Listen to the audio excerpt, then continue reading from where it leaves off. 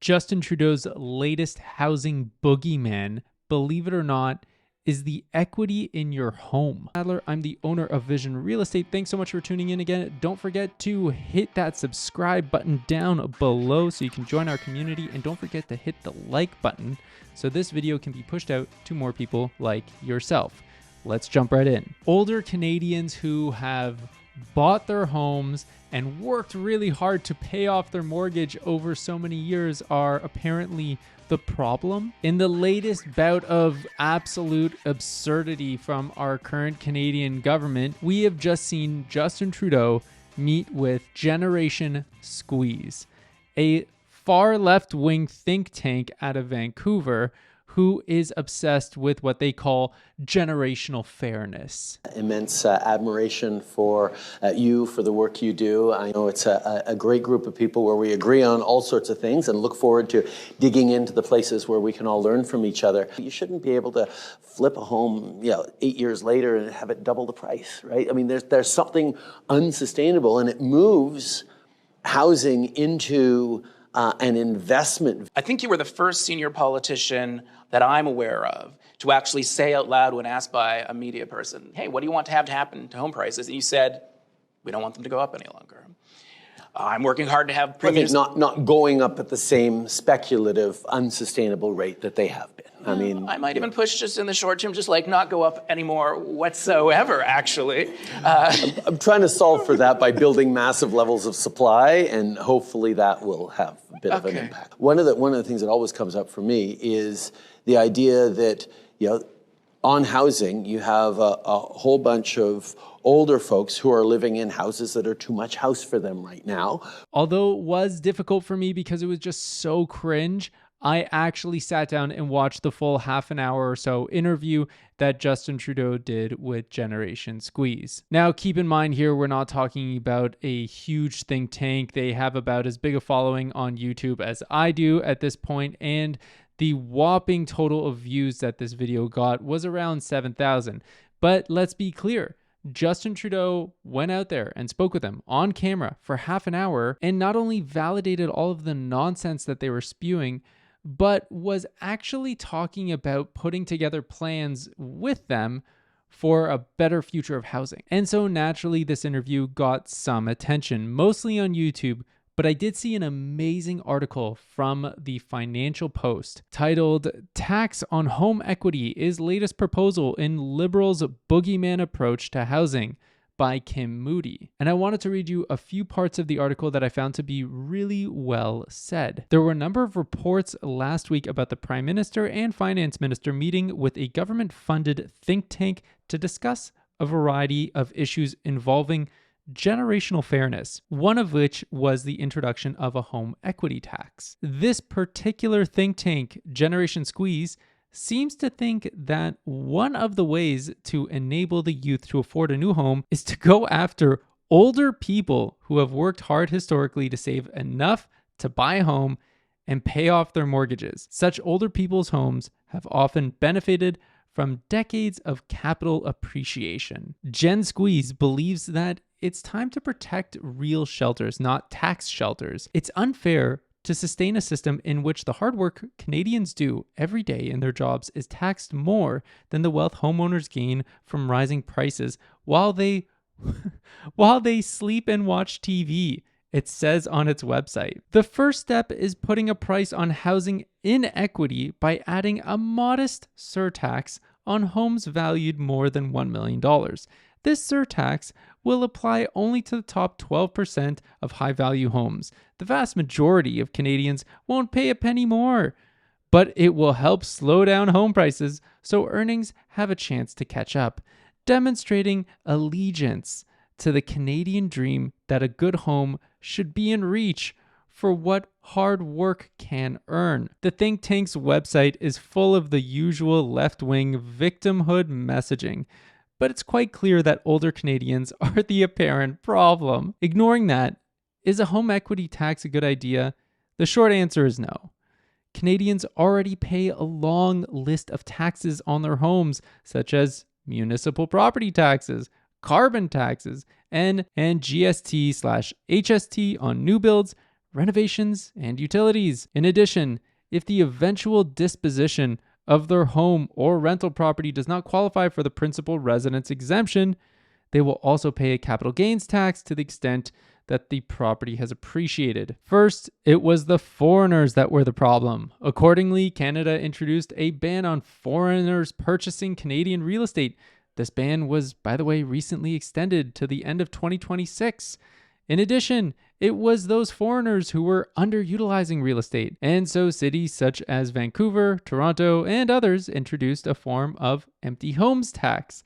And the federal government followed suit in 2022 with its underused housing tax debacle. The second boogeyman was those flippers of real estate. So the government introduced the ridiculous and duplicative flipping tax in 2023. The third boogeyman were the evil short-term rental owners and operators who operate in an area that bans short-term rentals. So the government introduced a ridiculous and dangerous rule to deny expense deductions to such people. And now it's those darn older people who worked hard throughout their lives to acquire and pay off their homes and had the good fortune of capital appreciation. Housing supply is a multifaceted and complex societal issue.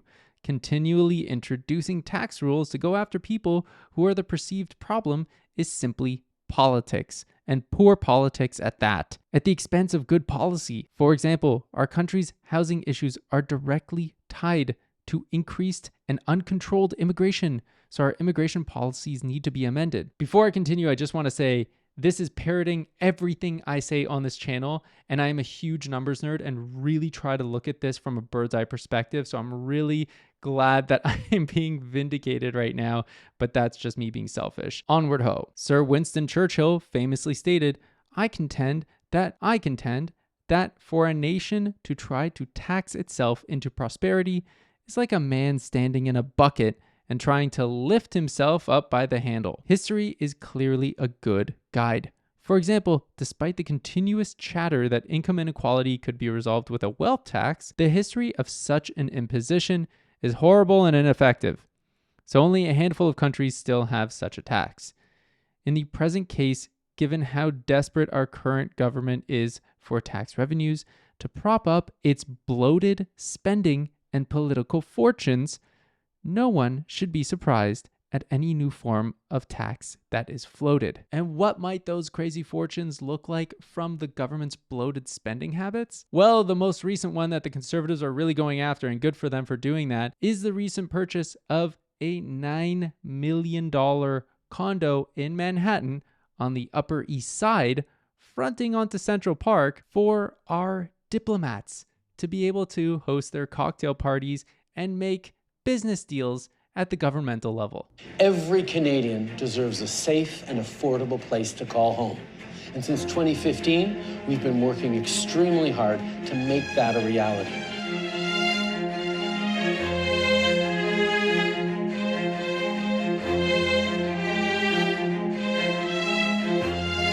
But tonight there are questions about another reported real estate transaction for a Canadian diplomat in New York. CTV's Mike LeCouture explains. There are a few perks to being Canada's representative in New York City, and this is one of them. A condo on Billionaires Row, south of Central Park.